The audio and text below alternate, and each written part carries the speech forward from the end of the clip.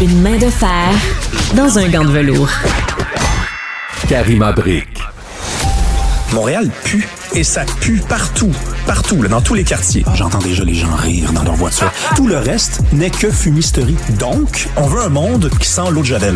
Un monde blanc, blanc, blanc, blanc, blanc, sans défaut. Rémi Villemure.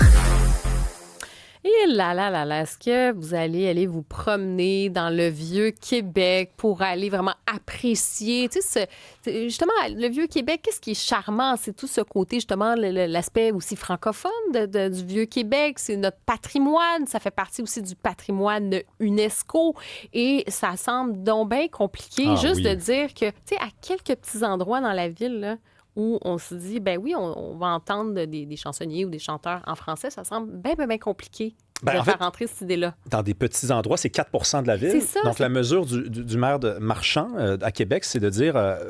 dans les quartiers touristiques, là où on accueille principalement des touristes, des gens qui viennent de l'extérieur, découvrir Québec, la capitale de la seule société majoritairement francophone de toutes les Amériques, ben, on pense que ce serait une très bonne idée que les gens chantent exclusivement en français. J'étais venu t'en parler à la fin de la semaine dernière. Je ne pensais pas t'en reparler cette semaine, mais pourquoi je viens t'en parler, c'est que l'opposition à Québec, notamment le deuxième groupe d'opposition, s'oppose, fait son travail, mais en disant, tu sais, ça, c'est une mesure qui va faire de Québec, à l'échelle internationale, le village francophone. C'est l'expression. Puis évidemment, c'est plein de mépris. C'est de dire, Québec, c'est une métropole. Ça veut devenir une métropole, une ville internationale. On devrait être assez à l'aise dans nos shorts pour faire jouer d'autres musiques que ça. On passe complètement à côté du sujet, à mon avis. Les touristes, d'accord, ils viennent ici, ils savent que ça se passe en français, que Champlain a fondé la ville en 1608, que la ville a été conquise 2 fois par les frères Kirk et ensuite, en 1759, par les Anglais.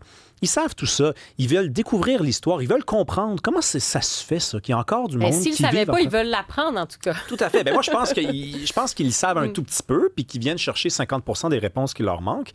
Et là, c'est sûr que c'est une très bonne idée, à mon avis, de rendre ça totalement francophone, que vous vous promeniez dans les petites rues du Petit Champlain, quel magnifique quartier, l'un des plus beaux quartiers en Amérique, et que vous entendiez juste de la musique en français.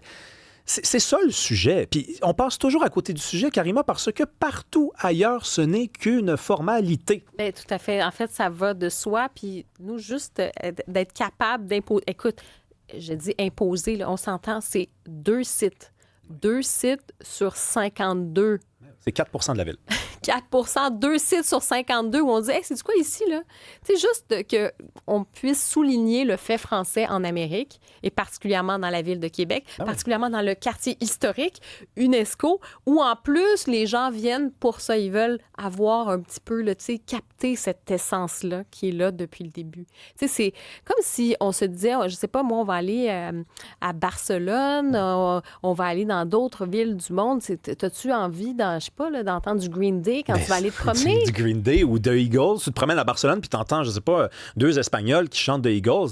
Tu te dis dommage, je ne suis pas venu jusqu'ici pour ça. The Eagles, j'ai ça sur Spotify, je peux écouter ça à la maison. Et dans certains endroits, tu sais, comme tu dis, limite sur 52 sites, là, tu sais, bon, c'est pas de limiter la liberté d'expression, de création.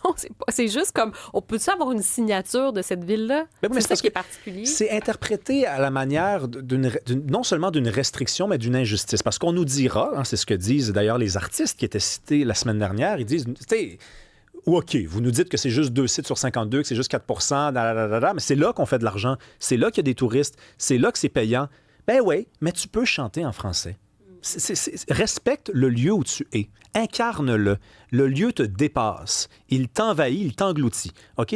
T'es pas plus grand que personne. OK? Peut-être que certains des individus qui gravitent sur la Terre avec toi, mais pas du lieu. Le lieu est toujours plus grand que les gens. Et ça, ça en dit long sur ce qu'on est devenu comme citoyen, comme habitant des lieux. On n'est pas vraiment respectueux de là où on met les pieds.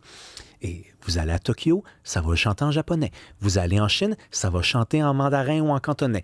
Il y a juste ici qu'on se pose ces questions-là, puis qu'on est gêné de mettre un petit pied en avant. Pas 3, pas 4, pas 5, pas de sauter par-dessus quelqu'un, de juste s'imposer un tout petit peu. Je pense qu'il y a peut-être la réflexion à avoir que on n'est pas plus grand en se dénaturant puis en voulant être toujours autre chose aussi que ce qu'on est. C'est pas d'arrêter d'évoluer, tout ça, mais tu sais, quand j'entends « Oh, mais c'est petit, c'est refermé sur toi ». Non, au contraire, affirme ce que tu es. Affirme ta spécificité, ta différence par rapport à tel autre pays. C'est ça que tu as à offrir aussi. Je veux dire, tu peux parler 28 langues, là, tant mieux. Là, c'est une richesse de parler plusieurs langues, c'est pas ça l'enjeu.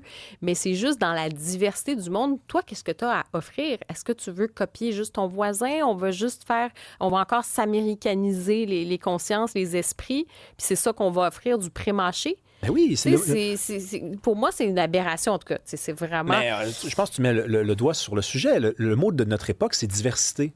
Bon, ben si c'est diversité, qu'est-ce que le Québec a à offrir de différent? Hein? C'est ça, la diversité, c'est la différence. Hein? Bon, ben c'est le français. Parce qu'en Amérique, je m'excuse, mais il n'y a rien d'original à chanter du Green Day dans le Petit Champlain. Parce que si vous allez dans le quartier historique à Chicago, si vous allez à New York, si vous allez à Los Angeles, à Milwaukee, il y a des bonnes chances que vous allez entendre du Green Day ou n'importe quel groupe qui chante en anglais. Donc, le vrai apport que le Québec peut apporter à la diversité, c'est le français. C'est notre diversité. On est divers en Amérique, hein, et on peut le prononcer autrement, divers comme la saison aussi. Hein. Hey, voilà. La poésie gratuite. Comme ça, une petite poésie. Sur ma facture, là, à Cube, ça va être écrit poème. Oui, c'est ça. Et plus un poème avec ça.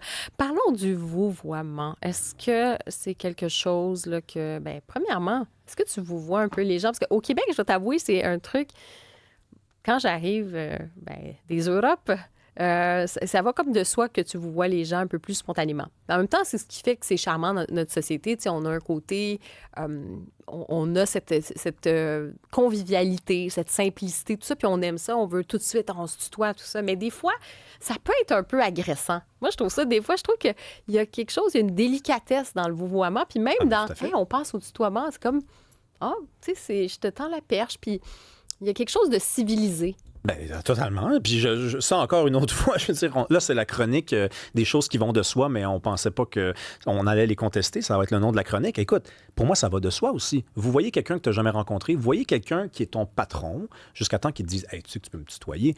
Tu sais, au Québec, on le sait qu'on va arriver au tutoiement. Mais oui, on va arriver vite au tutoiement. Là. Ça fait partie des certitudes dans la vie québécoise. On va arriver au tutoiement, mais c'est pas une raison de dire qu'on va sauter l'étape du vouvoiement. Puis là, on en parle parce que hier, le ministre de l'Éducation, Bernard Drinville, qui annonce des compressions. Moi, je dis que c'est pas des compressions, mais bref, annonce ça. Il est en vacances. Lui, il s'en lave les mains. Il est pas là pour défendre rien. Mais c'est toujours des bonnes idées, à mon avis, depuis quelques semaines qu'il a.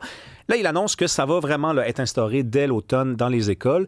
Et moi, ce qui me dépasse carrément, c'est la réaction de certains professeurs. Parce que des élèves fassent des TikTok, que des parents d'élèves disent « Je comprends pas pourquoi on ferait ça ».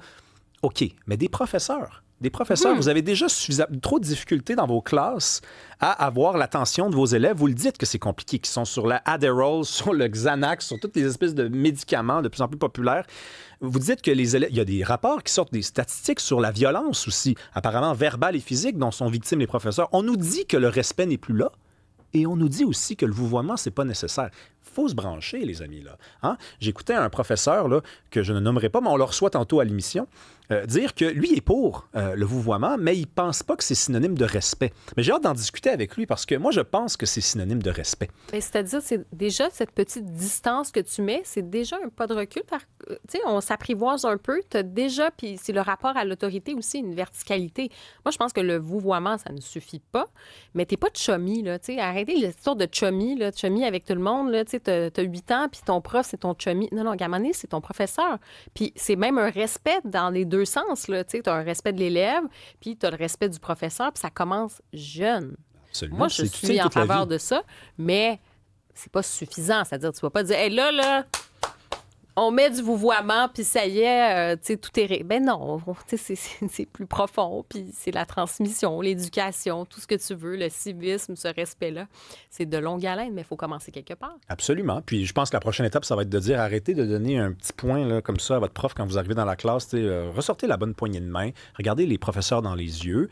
Soyez poli, élégant, puis un jour, vous allez comprendre pourquoi ce qui semble être une punition est en réalité une bénédiction. Ça va vous servir toute votre vie, les jeunes, si vous nous écoutez. Vous allez avancer plus vite et plus loin. Bien, je te remercie. Puis, merci à toi. Plus vite, plus loin, toujours comme ça. À demain. Buzz Lightyear disait ça. Hein?